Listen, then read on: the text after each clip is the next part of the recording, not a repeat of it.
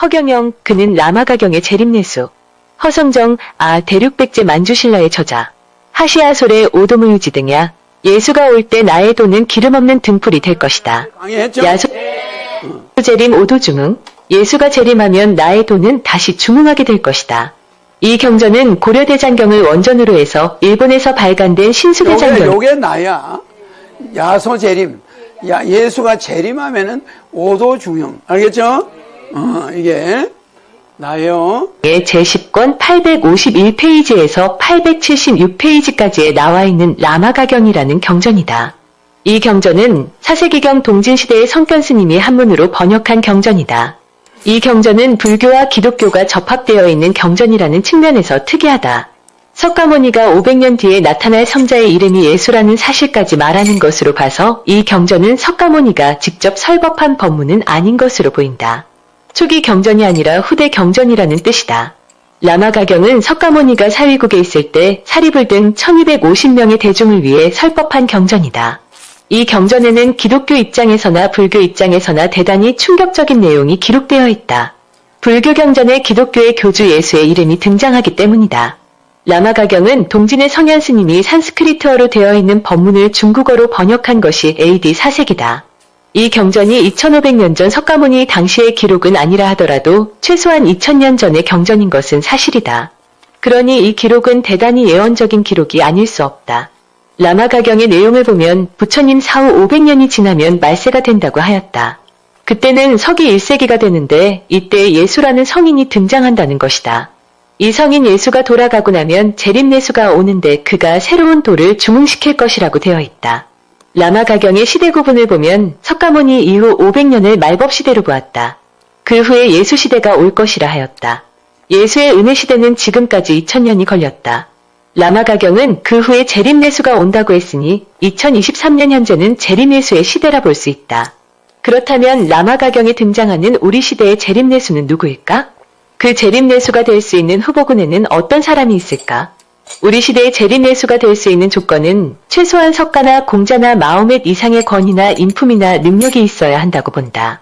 재림예수는 하늘과 땅을 호령하는 권세를 가지고 기후를 마음대로 조절하고 기적을 행하는 능력이 있고 수많은 병자들을 수월하게 고치는 능력을 갖추어야 한다.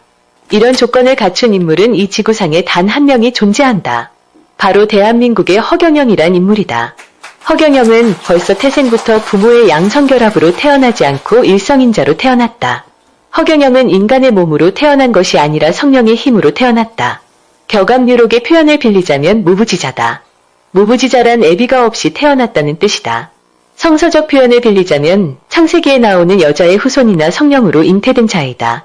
결국 일성인자, 성령잉태, 무부지자, 여자의 후손, 애비 없는 자식은 모두 같은 말이다. 허경영은 라마가경이 표현하는 재림예수 후보의 1순위가 확실하다. 동서양의 각종 예언서들을 읽어보면 애비 없는 자식인 어머니 단독으로의 임신은 분명히 가능하다. 미래의 과학은 인간에게서도 애비 없는 단성생식이 가능하다는 것을 증명할 날이 올 것이다. 식물과 척추동물의 일부에는 애비 없는 단성생식이 400종이나 된다. 라마가경이 2000년을 성자가 오는 한 주기로 보는 것은 상당히 근거가 있다. 지금부터 그 근거를 살펴보자. 지구가 태양을 한 바퀴 도는 데는 1년이 걸린다. 태양이 북극성을 한 바퀴 도는 데는 26,000년이 걸린다. 태양이 도는 북극성 궤도를 황도대라 한다. 황도대는 12궁으로 나뉘어진다. 황도 12궁 중 하나의 궁을 지나는 데 걸리는 시간은 평균 2100년이다. 지금까지의 조사를 보면 지구는 2000년을 주기로 큰 변화가 있어 왔다. 지금으로부터 6000년 전은 아담시대였다. 이 시대는 태양이 금우궁으로 들어갔을 때였다. 그로부터 2000년이 지난 후에는 태양이 백양궁에 들어갔을 때인데 이때는 아브라함의 시대였다. 대개 기원전 2000년 전이다. 아브라함은 믿음의 조상으로서 인류사에 큰 획을 긋는 중요한 사람이다. 아브라함을 정점으로 기독교와 이슬람교가 구분되기 때문이다. 아브라함의 큰 아들 이스마엘의 후손이 오늘날의 이슬람이고 아브라함의 작은 아들 이사학의 후손들이 지금의 이스라엘이다. 이 두 아들의 후손들은 지금도 원수가 되어 세계 평화를 좀먹고 있다. 이들로 인해 세계는 핵전쟁이 일어날 만큼의 위기를 만들고 있다. 이슬람과 이스라엘은 친형제였다. 단지 큰 아들 이스마엘은 아브라함의 후실 부인의 후손이고 작은 아들 이사학은 정실 부인의 후손일 뿐이다. 후실부인과 정실부인의 싸움, 큰 아들과 작은 아들의 동족 상잔이 2000년을 지나서도 원수가 되어 싸우고 있는 것이다. 아브라함 시대 이후 2000년이 지난 시점에 로마가 등장하고 예수가 왔다. 예수 시대는 태양이 쌍어궁으로 들어갔을 때이다. 예수 시대가 쌍어궁 시대임은 예수의 상징이 쌍어 물고기다. 물고기라는 히라버를 풀어보면 예수 그리스도라는 글자가 나온다. 쉔키비치가 쓴 커바디스라는 소설과 영화를 보더라도 초기 박해시대 기독교인들이 예수를 믿는 암호로 물고기를 썼을 정도다. 물고기는 바로 예수 그리스도를 상징할 만큼 그 시대는 쌍어궁의 시대였다. 2세기의 기독교 순교자 테툴리안의 기록에도 물고기가 나온다. 우리는 그리스도라는 거대한 물고기 안에 들어있는 작은 물고기들이다. 이 시대가 물고기라는 쌍어궁의 시대임은 우리나라 경남 김해의 가야시대의 왕궁에도 나타난다. 김해의 금관가야 왕궁에는 문설주에서 기둥까지 온통 쌍어 문양 1색이다. 물고기 2마리, 즉 쌍어가 왕궁 입구에서부터 본궁까지 도배되어 있다. 김해의 쌍어궁 문양이 존재하는 것은 인도 아유타국에서 한국의 금관가야국 김수로에게 국제결혼을 하러 온 가야시대 허황옥 공주가 가져온 인도 문화의 유산이다. 삼국 유사의 기록이 자세하다. 한국의 허씨가 존재하는 것은 인도 아유타국의 공주, 허황옥의 성씨를 이어받은 연유이다. 금관가야의 김수로왕과 허황옥 왕비 사이에는 10여 명의 자식이 있었는데 그 자식 중에 일부가 어머니 성씨인 허씨 성을 이어받아 오늘에 이르른 것이다. 예수로부터 2000년이 지난 지금 시대는 태양이 보병궁으로 들어갈 시점이다. 보병궁이란 물병자리를 뜻한다. 황도대 12궁 중 11번째 궁을 가리키는 별이다. 지금은 예수의 쌍어궁 시대를 마감하고 새로운 보병궁 시대로 들어가려는 대전환기이다. 라마가경은 바로 이때 재림예수가 온다고 예언을 한 것이다. 현대과학에서 말하는 태양과 북극성의 변화 주기를 보면 지금의 서기 2000년대의 시대는 지구의 대변역기 시대가 틀림없다. 그렇다면 라마가경이 암시하는 우리 시대의 재림예수는 누구일까? 이 문제는 우리 인류의 초미의 관심사다. 그 대상은 허경영이 유일하다. 허경영은 달의 크기를 조절하는가 하면 과거와 미래를 타임머신으로 왔다 갔다 하는 능력까지 보여준다. 죽은 어머니나 아버지가 천국으로 가 있는지 지옥으로 가 있는지까지 알아낸다. 혹은 동물로 가 있는지까지 알아낸다. 그리고 지옥이나 동물로 가 있는 영혼들을 천국으로 바로 불러올린다. 허경영 자신이 날마다 타고 다니는 비행 접시 UFO를 영상으로까지 보여준다. 천사들의 움직임을 동영상으로 보여주기도 한다. 죽은 사람을 살리고 말기암 환자를 살리기도 한다. 이런 능력을 가진 자가 허경영이다. 참으로 이해가 안 가는 것은 대한민국의 과학계나 UFO 연구자들이다. 그들은 왜 단 한 번도 허경영에 대한 조사를 하러 오지 않는 것일까? 참으로 이상한 일이 아닌가? 그러나 대한민국 의학계에서는 조사팀들이 대거 왔다 갔다. 연세대학교 세브란스 병원장이었고 강남 차병원의 전세일 박사팀은 허경영을 만나 기적의 치료를 경험하고 허경영과 에너지 연구 용역 계약서를 작성하고 계약금까지 지불하고 갔다. 그러나 다른 곳은 조용하다. 다음은 성약성서를 통해 드러난 예수의 행적이다. 성서에는 예수의 청년 시절에 대한 기록이 없다. 그러나 리바이 도우링 목사가 우주의 아카사장의 도움을 받아 기록한 성약성서로 불리는 보병궁복음서에는 12세에서 29세까지의 예수에 관한 행적이 기록되어 있다. 보병궁복음서라 불리는 성약성을 토대로 예수의 청년 시절의 활동상을 복원해보면 다음과 같다. 먼저 예수를 이해하려면 예수 당시의 역사적 상황이나 예수 당시 최고의 사상이었던 인도 불교나 바라문 그리고 이집트의 밀교를 이해하지 않으면 안 된다. 기원전 6세기 석가모니 이후 불교의 세계화에 결정적 공헌을 한 마가다 제국의 제3왕조 마우리 왕조의 제3대왕인 아소카 왕은 기원전 3세기에 인도를 통일한 후 인도의 북부 지방까지 영토를 넓혔다. 지금의 파키스탄, 방글라데시, 아프가니스탄 그리고 그 북쪽까지 점령했다. 불교에서 전륜성왕이라 칭송을 받는 아소카 왕은 자신의 통치 영역을 표시하고 곳곳에 많은 석주 돌기둥과 기념비를 세웠다. 현재 인도 북부에서 발견되고 있는 석주 중에는 아람어로 쓰인 것도 있다. 그런데 이 아람어는 예수시대의 예루살렘에서도 사용하는 언어였다. 기원전 후 1세기에 이스라엘이 인도 북부의 언어인 아람어권이었다는 것은 예수가 석가모니라는 인물과 불교 사상에 대해서도 알고 있었다는 확실한 증거가 된다. 아람어는 나중에 페르시아 제국의 공용어가 되었고 히브리어 대신 유태인의 언어가 되기도 하였다. 구약성서의 다니엘서와 에즈라서는 아람어로 쓰였으며 예수와 그 제자들도 아람어를 사용한 것으로 성서학자들은 말한다. 기원전 3세기 인도 아소카 왕 때 왕명에 의해 불교의 전법사들이 팔레스타인 지방과 멀리 이집트까지 파견되었다는 것은 역사적 사실이다. 그 당시 인도의 학문과 문화 수준은 팔레스타인의 중동보다 월등히 뛰어났다. 당시 인도의 문학, 철학, 의술, 과학 등은 세계 최고였다. 기원전 후 1세기는 페르시아 상인들을 비롯한 여러 상단들이 중국이나 인도 등과 로마 그리스까지 연결해 다녔던 것은 분명하다. 이런 우수한 인도의 불교 문화가 팔레스타인 지역까지 전달되지 않을 수 없었다. 그 무역의 경로 중에 하나는 실크로드였고 하나는 바닷길이었다. 이 당시 지중해 지역은 강력한 로마 제국에 의해 팍스로마나가 구축되어 있어 안정된 평화가 유지되어 있었다. 중동은 페르시아 제국에 의해 질서가 유지되어 있어서 무역로가 안전하게 유지되었다. 그만큼 통행도 자유롭고 안전의 무역이 활발했다. 당시 로마와 페르시아는 대립 상태에 있긴 했으나 무역로는 각자 중요한 국부의 원천이었기에 실크로드의 안전만은 서로 협조하고 있었다.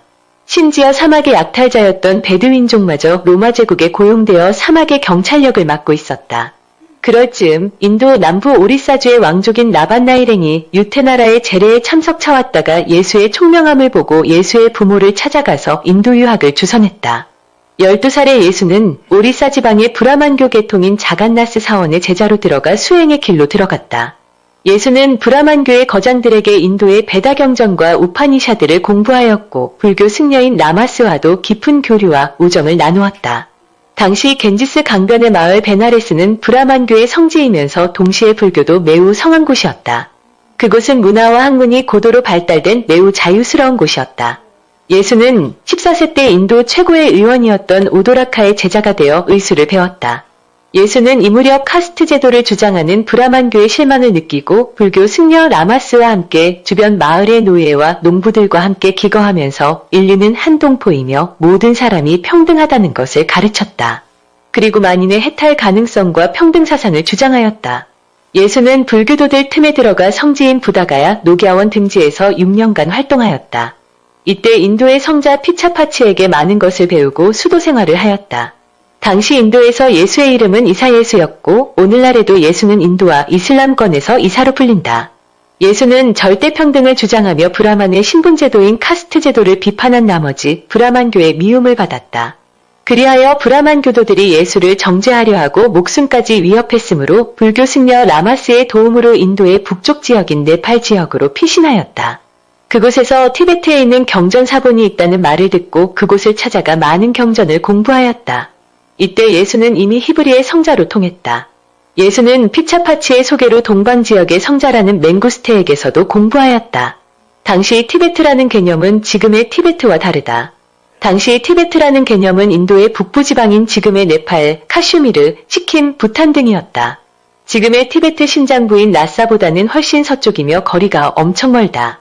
예수는 이곳에 머물면서 동방의 현자인 맹구스테의 도움을 받아 성스런 고대의 필사본을 모조리 공부했다. 이때 예수는 광명에 붙여 살아있는 신탁이란 찬사를 받으며 24세 되던 해의 고향 이스라엘을 향해 길을 떠났다. 예수는 지금의 카슈미르 지방인 라다크의 레흐 마을에 도착해 수도승, 상인, 천민들로부터 환영을 받으며 수도원과 거리에서 대중들을 가르쳤다. 예수는 라다크인들 사이에서 며칠 동안 병을 고쳐주었다. 예수는 카슈미르 골짜기에서 라흐를 하는 곳으로 가서 아자인인 등에게 지수화풍을 다스리는 법 등을 가르쳤다. 예수는 이곳을 떠나 페르시아에 들러서 어릴 적 자신을 찾아주었던 동방박사 3인을 만나기도 했다. 예수는 24년 만에 자신이 태어나고 살았던 고향에 가서 어머니 마리아와 여동생 미리암을 만났다. 예수는 다시 그리스로 가서 아폴로라는 성자와 함께 교사들을 가르쳤다. 25세에 이집트의 조안에 가서 성자들의 모임인 형제단에 입회하여 이집트 밀교를 배웠다. 예수는 헬리오폴리스에서 7가지의 시험을 거쳐 그리스도라는 최고의 법명을 받았다. 그렇게 오랜 수도 생활을 한 뒤 29세에 고향에 돌아오기까지 17년, 18년이 걸렸다. 고향인 이스라엘로 귀국한 예수는 유일신을 믿는 유태교파들에게 모든 인간의 절대신성을 가르쳤다. 예수는 여러 가지 초월적 기적을 행하고 군중을 모아 사랑과 평등 사상을 전파했다. 예수의 절대 사랑과 평등 사상은 기득권에 골몰되어 있던 유태인 제사장들이나 율법학자들에게는 눈의 가시였다. 결국 예수는 유태교파들의 질시와 저주를 받아 십자가에 처형된다. 십자가에 달린 예수는 요한에게 자기의 어머니 마리아를 부탁한 뒤 엘리 엘리 라마 사박탄이라고 외치며 죽는다. 이것은 성서의 시편 60장에 나오는 구절이다. 그런데 예수가 외친 이 말은 티베트 불교의 진원인 엘리 엘리 라마 삼막 삼볼이었다고도 한다. 예수는 극도로 탈진한 상태에서 생사를 가름하는 순간에 평소 즐겨 외던 티베트의 다란이 주문을 암송한 것이라 주장된다. 하지만 기독교인들은 이를 아람어로 하느님 어찌하여 나를 버리셨나이까? 라는 뜻이라고 말한다. 어느 것이 맞는지는 알 수 없다. 하여간 이 말은 예수가 인도와 티베트에서 구도 생활을 했다는 증거다. 예수가 불교와 관련된 공부를 하였다는 것을 기독교인들은 불쾌하게 생각이 들 수도 있다. 하지만 인류의 위대한 성자가 아무 공부도 하지 않고 하늘에서 떨어진 존재처럼 얘기하는 것도 말이 안 된다.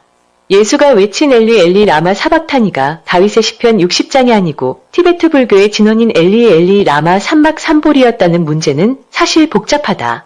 하지만 예수가 당시 세계 최고의 문명을 자랑하던 인도, 이집트 등을 두루다니면서 공부를 했다는 것은 사실이다. 더욱이 티베트 불교에서는 이사라는 법명에 뛰어난 수행자가 있었다는 기록이 있는데 인도와 이슬람권에서도 예수를 이사라 부른다. 예수와 이사는 음값에서 크게 차이가 나지 않는다. 예수가 인도와 티벳에서 수학하였다는 것은 라마가경에서도 증명된다. 기독교의 전경인 누가복음 사가는 예수의 청년 시절 자료들을 모아놓고 고민하다 결국 그의 복음서에 넣지 않았다. 그 이유는 유태교라는 종교 때문이었을 것이다. 루가는 그의 저서 루가복음에서 존경하는 데오필로 각하에게 일이 일어난 순서대로 보낸다고 하였다. 그래놓고도 루가는 자세히 조사한 내용 중 예수의 13세부터 29세까지의 행적을 의도적으로 누락시켰다. 루가는 왜 예수의 청년 시절 자료를 공개하지 않았을까? 이상에서 보는 바와 같이 예수의 청년 시절은 보병 공복음서인 성약성서를 통해서 완전히 복원할 수 있다. 기원을 전후한 시점에서 이스라엘과 팔레스타인 지역에는 성숙한 불교 문화가 강력히 침투해 있었음이 확인된다. 오늘날 가톨릭의 오래된 성당은 모두 사원으로 불린다. 예를 들면 프랑스 노틀담 성당의 경우도 노틀담 성당이 아니라 노틀담 사원으로 불린다. 성당이나 교회에서 치는 종소리도 불교의 범종과 닮아있다. 가톨릭의 묵주를 보더라도 불교의 염주가 연상된다. 가톨릭의 수도원도 절간과 비슷한 분위기다. 예수가 청년 시절을 지내는 동안 당대 최고의 문화를 가졌던 인도에서는 브라만교와 불교가 최고로 성행하였다. 예수는 당시 팔레스타인과 이스라엘에서 유행하던 선진 불교 문화를 몰랐을 리도 없고 공부하지 않았을 리도 없다. 성경의 10계명과 불경의 5계를 보면 비슷한 것이 4가지나 된다. 윤천광의 저서에 따르면 성경과 불경이 유사한 내용은 40가지나 된다고 한다. 중동 아시아를 거침없이 행보하는 청년 예수의 인생 여정은 청년 허경영을 떠올리게 한다. 전쟁고아로 태어난 허경영은 어린 시절부터 그에게 젖을 먹인 산모들의 병을 고치고 문둥병을 낫게 하는 이적을 행하였다. 그의 총명함은 경남 일대에 소문이 날 정도로 영특하였다. 초등학교를 졸업할 때까지 친척집 머슴살이를 하며 갖은 고난을 겪었지만 지칠 줄 모르는 학문과 구도의 길을 걸어 세상에 존재하는 모든 학문에 달통한다. 청년 허경영이 20살이 될 때에는 세상에 존재하는 모든 학문의 완성을 보았고 인생의 깊이를 모두 깨닫았다. 과연 청년 허경영은 중동 아시아를 거침없이 행보하던 청년 예수의 행보와 다를 것이 없었다. 라마가경에서 보듯이 청년 예수는 당대 세계 최고의 문화를 자랑하던 인도나 이집트에서 학문을 수련하였고 또 거기에다 하늘나라의 복음을 전한 것이 사실이다. 라마가경에 예수가 등장하는 것은 예수가 불교 문화권에서 이미 위대한 성자로 평가되고 있었던 증거다. 예수는 당시 인도를 중심으로 산재했던 선진 불교 문화와 사상을 모두 흡수한 당대 최고의 엘리트였다. 그래서 라마가경이라는 경전에 예수의 이름이 들어있는 것이다. 라마가경의 재림예수는 2000년 만에 대한민국 땅에서 허경영이란 이름으로 재림하였다. 허경영의 몸에는 예수의 십자가 못자국이 선명히 박혀있다. 너무나 신비로운 일이 아닌가? 이게 어디 예사로운 일인가? 허경영은 그 자신이 재림예수라는 확실한 표적을 갖고 이 세상에 온 것이다. 이런 분명한 증거가 있는데도 사람들은 허경영을 믿지 않는다. 도대체 무엇을 얼마만큼 보여줘야 세상 사람들은 허경영을 인류의 메시아로 받아들일 것인가? 그렇다면 허경영의 불로유는 어떤가? 허경영의 불로유 역시 허경영이 재림예수라는 중요 표적물이다. 아니, 불로유는 허경영이 재림예수라는 가장 확실한 물증이다. 불로유는 면역물질의 완결판이다. 앞으로 전 세계인들은 불로유를 먹지 않고서는 살아갈 수가 없다. 방사능과 돌림병이 만연하는 시대에 살아남을 수 있는 유일한 길은 허경영의 불로유를 음용하는 것이다. 불로유는 인류 생존의 유일한 길이자 구원의 강력한 상징이다. 영원히 썩지 않는 물질 불로유, 완전한 면역력을 가진 천하제일의 식품 불로유, 가자 불로유와 함께 세계로 미래로, 가자 허경영과 함께 세계로 미래로. 2023년 12월 15일 북향 99개 하옵고. 불로유가 생명유로 나중에 바뀌어서 전 세계를 강타할 때는 방사선이 우리 지구를 많이 침투할 때예요. 지금 우리가 비행기 타면은 여기서 미국까지 한번 가는 게 엑스레이 한 10만 번 찍은 거하고 같아. 방사선을 많이 피폭을 받죠? 근데 우리 오존층은 계속 파괴되죠? CH4, H2O 이런 거에서 메탄인 이런 게 돼서 파괴되죠? 그러면 이 나중에 방사선 투입량이 걱정합니다.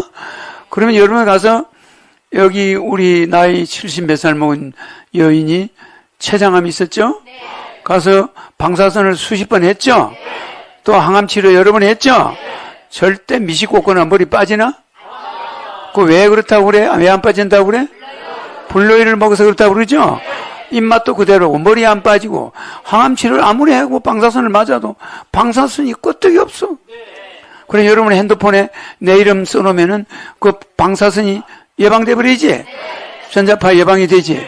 그러니까 얼마나 미래는 이 피폭되는 방사선 양이 걱정합니다. 예, 그래서 뭐 정산도 이런 데는 6만 년이 후천 6만 년 꿈 같은 이야기입니다. 후천 2000년이 남았어요. 알았죠? 내가 그때 보여줬죠? 그러면 그 2000년 안에 지구는 종말을 3000년 정도 되면 종말을 구하는데 인류가 생존하는 시기는 2000년 남은 거죠. 그러면 얼마 안 남았어. 6만 년이 뭡니까? 그렇기 때문에 그건 내가 여러분한테 보여줬죠? 그래서 우리가 이 미래에는 불로유가 인체에 들어가지 않으면 암흑물질이 들어가지 않으면 여러분 인체가 피폭 때문에 알겠죠? 또 알게 모르게 과학자들이 핵물질을 많이 쓰게 돼요. 그 이번에 뭐 이스라엘에서도 그런 핵과 관련된 변형된 핵이 막 무기로 돌아다닌단 말이에요. 그래서 이거 우리가 원자력도 저 핵 잠수함도 있죠? 또 원자 발전소, 핵 발전소가 중국에 많이 있죠? 그게 전부 중국에 우리 서해 바다 건너편에 중국의 핵 발전소가 바닷가에 다 있어. 그러니까 우리가 서해 바다에 조기를 먹으면 그 핵 발전소 뭐 폐기물 버린다고 그러고 버리나? 일본 사람들은 말하고 버리죠. 그 사람들은 발전소가 폭발했는지 그 뭐 발전소는 항상 중수로가 필요해. 핵발전소는 중수로가 뭐냐면은 열을 받아서 물이 뜨거워지죠. 핵발전소가 뜨거워지면 그걸 열로 식혀야 돼. 전력으로 내보내기 위해서는 그게 뜨거워야 되거든. 그러면 그 중수로를 열로 식혀주지 않으면 일본처럼 그렇게 되는 거야. 폭발하는 거야. 그 당시 물이 안 들어가서 그렇게 된 거야. 그러면 그게 열을 받을 때 물을 교환해. 그 물이 어디로 와? 바다로 들어와. 그 핵발전소가 있는 데는 항상 바다로 그 물이 나가야 되는 거야. 그러니까 우리는 서해 바다가 붙어 있으니까 서해 바다는 꽉 막혔어. 저 백두산 쪽으로 뚫려서 러시아로 뚫렸으면 괜찮은데